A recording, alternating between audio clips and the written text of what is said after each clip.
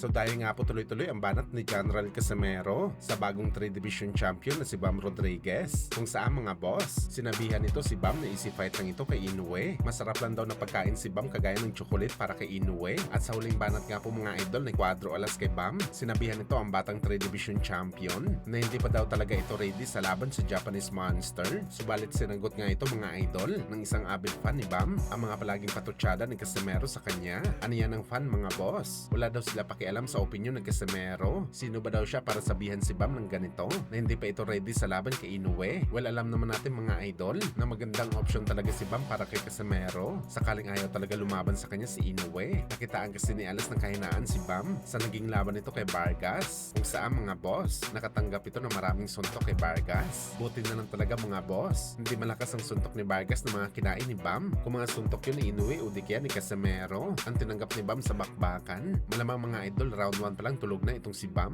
Kaya ganun na lang talaga tawagin ni Casimero mga boss na mahinang nila lang ang bagong 3 Division Champion na si Bam. Samantala speaking kay Bam mga boss, marami naman po ng mga Japanese boxing fans ang pumuna sa kanyang imahe na pinopromote nito ang suplemento na snack. Ang suplemento na marami ang naging issue dati kung saan nagpapaboost daw ito ng lakas sa mga boxer na hindi kaya i-detect ng drug test. Kung saan mga boss ang isa sa mga may-ari nito, ang dating sikat na pumanaw na si Victor Conte. Siya po dati ang nag-aalaga kay Terence Crawford, Devin Haney at Shakur Stevenson. Sa mga hindi po nakakaalam kay Victor Conte, siya po dati ang nagbibigay ng mga bawal na gamot sa atleta. At inamin nito mga idol na siya dati ang nagbigay ng bawal na gamot kay Shane Mosley para maipanalo nito ang isa sa mga laban niya. Kaya talaga maraming mga Japanese boxing fans mga boss ang nagdududa kung malinis ba talaga si Bam na fighter dahil isa ito sa mga membro ng SNAP. Sa kabilang banda naman mga boss, sa naging panayam nga po ni Jeron Anis, prangka na sinabi nito mga idol na nanghihinayang daw siya na hindi ito nakaabot sa panahon ni Manny Pacquiao. Gusto daw talaga nito makalaban si Pacman dati pero hindi daw siya nabigyan ng pagkakataon. Isa daw si Boss Manny sa mga tinitingala nito na legend sa boxing sports na posible daw magpapalakas sa resume ni Jeron Anis kapag tinalo nito si Manny Pacquiao sa bakbakan. Well, sa totoo lang mga boss, pwede naman labanan ni Jeron Anis dati si Manny Pacquiao dahil naabutan naman nito si Pacman.